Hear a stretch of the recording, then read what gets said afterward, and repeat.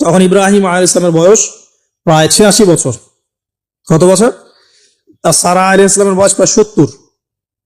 তো 70 বছর হয়ে গেছে একটা মহিলার, মনে করেন বাচ্চা কাচ্চা হয়নি, তাহলে তো তার মনে হবে যে আমার মনে হয় বাচ্চা কাচ্চা হবে না, স্বামীর তো বংশ বাড়ছে না, তো বংশ রক্ষার স্বার্থে আমি তাকে একটা বিয়ে দেওয়ার চেষ্টা করছি। তখন হাজরা আলাইহিস সালামের সাথে তার বিয়ে দেওয়া হয়।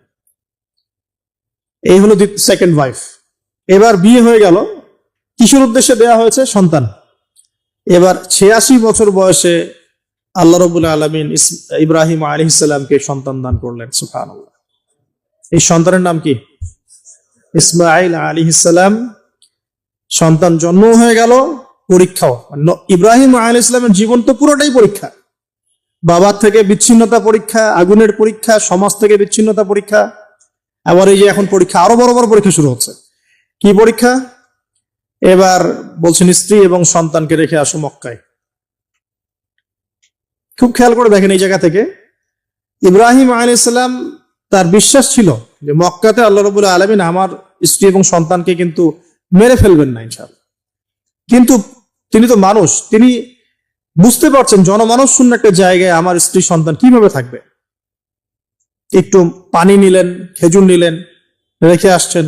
যখন রেখে আসছেন, ওই সময়টার কথা হাদিসের মধ্যে আসছে যে তিনি মানে রেখে চলে আসছেন, পিছন দিকে হাঁটা শুরু করেছেন। তার স্ত্রী দৌড়ে আসছেন বারবার। চিন্তা করেন একটু, মানে আবেগ দিয়ে ভাবেন জিনিসটাকে। আইনা তাযহাবু ইয়া ইব্রাহিম, কোথায় আছেন আপনি? স্ত্রীকে তখনও বলা হয়নি যে তোমাদেরকে রেখে চলে যাবো এখান থেকে। স্ত্রীকে তখনও কিন্তু বলা হয় নাই যে তোমাকে রেখে চলে যাবো এখানে, তোমার সন্তানের এই যে দুধের বাচ্চা রেখে চলে যাবো। তখনও কিন্তু তারা জানেন না। জিজ্ঞাসা করছেন আইনা তাযহাবু ইয়া ইব্রাহিম, কোথায় যাচ্ছেন ইব্রাহিম, কোথায় যাচ্ছেন ইব্রাহিম? বুকের মধ্যে পাথর বাঁধা। তখন বুকের মধ্যে তখন ইব্রাহিম আলাইহিস সালাম কি পাথর বাঁধা। এটা পুরুষ, এই ফিলিংস গুলো পুরুষরা বুঝবে, মেয়েরা বুঝবে না। এই বুকে বুকে পাথর বেঁধে হাসি মুখে থাকার যে অনুভূতি, এটা পুরুষরা বুঝবে, মেয়েরা বুঝবে না, তাই না ব্যাপারটা? তো ইব্রাহিম আলাইহিস সালামের বুকে তখন পাথর বাঁধা, তিনি কথাই বলতে পারতেছেন না, তিনি কথাই বলতে পারতেছেন না। তখন তিনি বললেন যে আপনি কি আল্লাহর হুকুমে রেখে যাচ্ছেন আমাদেরকে এখানে? তখন ইব্রাহিম শুধু মাথা নাড়লেন, মুখ দিয়ে হ্যাঁও বলেন নাই, মাথা নাড়ছেন খালি। তখন মাশাআল্লাহ এই যে ইসমাঈলের মা আলাইহিস সালাম, তিনি বলছেন যে তাহলে আল্লাহ পাক, তাহলে আল্লাহ রাব্বুল আলামিন, আর যদি আপনি আল্লাহর হুকুমেই আমাদেরকে রেখে রেখে গিয়ে থাকেন, তাহলে আল্লাহ পাক আমাদেরকে কোশ্চিন কালেও ধ্বংস করবেন না ইনশাআল্লাহ। এমন মহান তাওয়াক্কুলকে দেখালেন স্ত্রী হাজরা আলাইহিস সালাম। এবার আসেন, উনিও কিন্তু দেখতে পাচ্ছেন যে আশপাশে কোনো মানুষই নাই, জনমানুষ শূন্য জায়গা, পানি নাই, খাবার নেই, কিছুই নাই। এবার ইব্রাহিম যখন চলে আসলেন, একটা পাহাড়ের আড়ালে গিয়ে দাঁড়ালেন কিছু দূরে এসে, তখন হাত তুলে আল্লাহর কাছে দোয়া করা শুরু করলেন। রব্বি, সূরা ইব্রাহিমের মধ্যে আসছে, রব্বি ইন্নী আসকানতু মিন যুররিয়াতি বিওয়াদিন গায়রি যি যার'ইন ইনদা বাইতিকাল মুহাররাম রব্বানা লিয়ুকিমুস সালাহ ফাজআল আফইদাতাম মিনান নাসি তাহওয়ি ইলাইহিম ওয়ারযুকহুম মিনাস সামারাতি লাআল্লাহুম ইয়াশকুরুন। সুবহানাল্লাহ। তিনি দোয়া করছেন, আল্লাহ আমি আমার স্ত্রী এবং আমার সন্তানকে জনমানবহীন পিরান একটা জায়গায় তোমার ঘরের কাছে রেখে আসলাম। আল্লাহ এই কারণে যাতে করে তারা নামাজ কায়েম করে। কি করে? আল্লাহ তুমি মানুষের মনগুলোকে তাদের দিকে ঘুরিয়ে দিও এবং তাদেরকে ফল ফলাদি দিয়ে রিজিক দিও, যাতে করে তারা তোমার শুকরিয়া আদায় করতে পারে। এখনো দেখেন ওই জায়গায় নামাজ ঠিকই কায়েম হচ্ছে। ওই জায়গায় কিন্তু নামাজ পড়েও যেমন শান্তি, নামাজের আসল রুহানিয়াত ওখানে বোঝা যায়। 24 ঘন্টা ওখানে নামাজ তাওয়াফ সাই চলতেই আছে, 1 মিনিটের জন্য বন্ধ হচ্ছে না। দেখেন, তারপরে মানুষের মন অটোমেটিক ওখানে ঘোরানো থাকে। সবাই চায় জীবনে অন্তত একটাবার হজ করতে, একটাবার আল্লাহর ঘর দেখতে। আর পৃথিবীর এমন কোনো ফল পাবেন না সেখানে নাই। অথচ ওখানে কিন্তু খুব কৃষিভিত্তিক কিছু চাষ হয় না, খুব একটা চাষ হয় না। তো ইব্রাহিম আলাইহিস সালামের দোয়ার বরকত দেখেন, কি বরকত। ব্যাস আল্লাহ রাব্বুল আলামিন কবুল করলেন। এবার এই যে খাবার পানি যখন ফুরিয়ে আসলো, তখন এই যে মা হাজরা আলাইহিস সালাম ছোট ছোট শুরু করলেন সাফা আর মারওয়ায়, সাফা মারওয়ায়। একবার সাফার উপরে ওঠেন, একবার মারওয়া। এখনকার সাফা মারওয়া না, এখন মোজাইক দিয়ে টাইলস করে দেওয়া সাফা মারওয়া না, যেটা আমরা সাই করি, এই সাই সেই সাই না। ওইটা তখন ছিল একদম রুক্ষ একটা জায়গা, জীর্ণ শীর্ণ একদম ভূমি ছিল। আর এখন তো কয়েক তালা হয়েছে এটা, যারা ওমরা হজ করেছেন বা হজ করেছেন তারা জানেন। তো এরকম বিরান জায়গা সাফা মারোয়া, একজন একজন মহিলা, একজন নারী, তার কি জাজবা, সেই শক্তি কোথায় পাচ্ছে? সেই শক্তি পাচ্ছে কোথায়? সেই তাওয়াক্কুল কোথায় পাচ্ছে? কোন আশা নিয়ে সে ছুটছে আর কি? আর আমরা কোন আশা নিয়ে দুনিয়ার পথে ছুটছি আর কি? পানি, বাচ্চা এদিকে কান্নাকাটি করছে, বাচ্চা কান্নাকাটি করছে, চিৎকার করছে, সে দৌড়াচ্ছে, একবার সাফা একবার মারোয়া, একবার সাফা একবার মারোয়া। আমরা যখন হজ করতে যাই, উমরা করতে যাই, কখন এই ফিলিংসই আসে না আমাদের মধ্যে। ওইখানে গিয়ে সেলফি উঠানো শুরু করে মানুষ। আমরা গিয়েছিলাম, অবাক হয়ে যায়, ওখানে সেলফি উঠে মানুষ বসে বসে। সাফা মারোয়া সাইর কোনো ফিলিংসই নাই। এটা হাজরা আলাইহিস সালামের স্মৃতি আল্লাহ পাকের কাছে। এই দৌড়াদৌড়ি এতই ভালো লেগেছে, আল্লাহ পাক কিয়ামত পর্যন্ত রেখে দিয়েছেন সুবহানাল্লাহ। একজন নারীর সম্মানে, এই সন্তান, মায়ের বাঁধন, সুবহানাল্লাহ। এগুলা আসলে বলে বোঝানো যায় না ফিলিংস গুলা। এই 7 বার সাইর মধ্যেই আল্লাহ রাব্বুল আলামিনের এই যে হুকুম চলে আসলো, দেখেন যে ইসমাইলের পায়ের কাছ থেকে পানির ফোয়ারা বের হচ্ছে। এই পানির ফোয়ারা বের করে দিয়ে গেলেন কে? জিবরাইল আলাইহিস সালাম। আর তিনি বলে গেলেন যে তোমরা কষ্ট নিও না, এখানে আল্লাহর ঘর হবে, এই ছেলে আর তার বাবা মিলে ঘর নির্মাণ করবে।